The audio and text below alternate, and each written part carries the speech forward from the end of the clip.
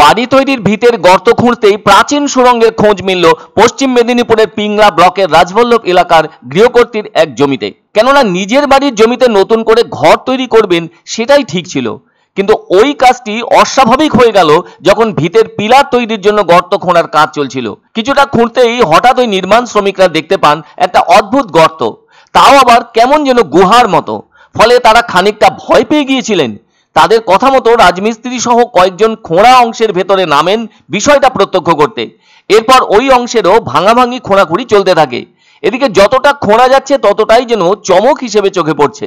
সকলের কাছে মনে হচ্ছে ওটা একটা সুড়ঙ্গ পথ, কোথাও যেন নিচের দিকে বা ভেতরে চলে গেছে। কিন্তু সকলের কৌতূহল ওই সুড়ঙ্গটা তাহলে কোথায় গেছে, আর কারা এই সুড়ঙ্গ তৈরি করেছিল, আর কোন সময় তৈরি করেছিল, আপাত দৃষ্টিতে এর কিছুই বোঝা যাচ্ছে না। এদিকে সুড়ঙ্গ মেলার খবর এক লহমায় চাউর হতেই অনেক মানুষ সেটি নিজের চোখে দেখতে চাইছেন। ফলে ওই বাড়িতে ভিড় জমাচ্ছেন তারা। আবার ঘটনাস্থলে চলে আসেন প্রশাসনের আধিকারিকরাও। জানা গেল পিংলা রাজবল্লভ এলাকার বাসিন্দা অনিমা ঘোষ পাকা বাড়ি তৈরি করবেন বলে সিদ্ধান্ত নিয়ে রাজমিস্ত্রিকে ডেকে তাদের হাতে দায়িত্ব তুলে দিয়েছেন। এদিকে রাজমিস্ত্রিরা তাদের কাজও শুরু করে দিয়েছেন। এবার জমির ভেতর পিলার করবার জন্য গর্ত খুঁড়তে শুরু করলে রাজমিস্ত্রির কর্মীরা গর্তের গা ভেঙে যাওয়ায় অদ্ভুত একটি গুহার মতো দেখতে পান। এরপর সকলের অনুমতিতে তারা ওই দিকে খুঁড়তে থাকলে একটি গোলাকার মতো রাস্তা চোখে পড়ে। শেষে মাটি খোঁড়ার কাজ বন্ধ করে দেন তারা। এদিকে কাতারে কাতারে মানুষ আসছে ওই সুড়ঙ্গ দেখার জন্য। আসলে আরো মাটি সরাতেই 15 ফুট চওড়া একটি ঘরের মতো ঘেরা জায়গা চোখে পড়ে। তার একদিকের দেয়ালে একটি খোপ, আর ওই বিষয়টি জানাজানি হতেই হইচই পড়ে যায় ওই এলাকা জুড়ে। ইতিমধ্যেই ওখানে পৌঁছায় পিংলা ব্লক প্রশাসন। এখন এটা ঐতিহাসিক স্থাপত্যের অংশ কিনা তা নিয়ে রহস্য দানা বেঁধেছে। এদিকে বর্তমান জমির মালকিন অনিমা ঘোষ বলেন, এটা একটা জমিদারের জায়গা ছিল, আর এখানে পুরানো মন্দির ছিল বলে শুনেছি। ওই বাড়ি থেকে পিংলার বিডিওকে আসার জন্য আমন্ত্রণ জানানো হলে মঙ্গলবার সেখানে উপস্থিত হয়েছিলেন বিডিও লেপচা ওয়াংচু শেরপা।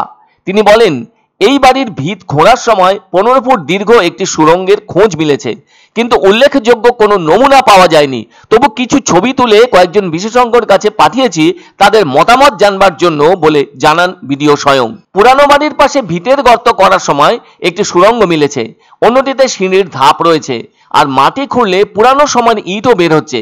ওই সুড়ঙ্গের চারদিকে ইট দিয়ে গাঁথা আছে। এমনটা শুনে পিংলা থানার বড়বাবু এসেছিলেন।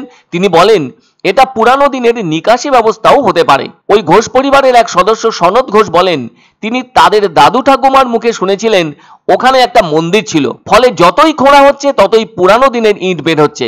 সুড়ঙ্গ ওপরে আছে, ফলে তার মনে হচ্ছে মোগল আমলে লুকানোর জন্য বা জিনিসপত্র রাখার জন্য ওই রকম একটি গুপ্ত জায়গা তৈরি করা হয়েছিল হয়তো।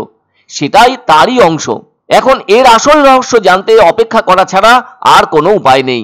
অনুমান কিছুই করতে পারছি না। তো পুরোনো দিনের মানে যার শাশুড়ির মুখে শাশুড়ির মুখে শুনেছি মন্দির। এখন চিন্তা হয় কি, এখন ভিডিও আসবেন বলেছেন, দেখবেন, তারপরে ওইটা বন্ধ রাখতে বলেছেন ভিডিও। পছন্দসই সেরা খাবার খেতে হলে সোজা চলে আসুন রুচিসম্মত আধুনিক মানের রেস্টুরেন্ট রাজদরবারে। কেননা এখানেই আপনারা পাবেন ভোজনের রাজকীয় অনুভূতি। শুধু পুজোর সময়ই নয়, সারা বছরই রকমারি খাবার সরবরাহ করাই এই রেস্টুরেন্টের আভিজাত্য। আমাদের ঠিকানা রাজদরবার, রাহুতবাড়ি, বাবুপাড়া, জলপাইগুড়ি। ধামাকা ধামাকা ধামাকা! সানরাইজ মার্বেলের নতুন শোরুম শীঘ্রই আসতে চলেছে জলপাইগুড়ি গৌরীয় মঠের পাশে নতুন করলা সেতুর কাছে। এখানে পাবেন আধুনিক টাইলসের রকমারি সম্ভার। এক অন্য অনুভূতির স্পর্শ পাওয়া যায় রয়কো ব্র্যান্ডের গেঞ্জি ও জাঙ্গিয়ায়। তাই ছোট বড় সবার পছন্দ রয়কো গেঞ্জি ও জাঙ্গিয়া। প্রস্তুতকারক জয়মনি হোশিয়ারি, কলকাতা। আনন্দ সংবাদ, আনন্দ সংবাদ। 30 বছরের নির্ভরযোগ্য প্রতিষ্ঠান ইন্দ্রমণি রাইস মিল। আমাদের কয়েকটি জনপ্রিয় ব্র্যান্ড হলো তাজ, বরলি, খুশি ইত্যাদি। আমাদের ফ্যাক্টরি আউটলেট সিজে ট্রেডিং কোম্পানি, দিনবাজার, এক্সিস ব্যাংকের পাশে, জলপাইগুড়ি। এখানে সুলভ মূল্যে গুণগত মানের সব ধরনের চাল পাওয়া যায়। Phone number 9547029475।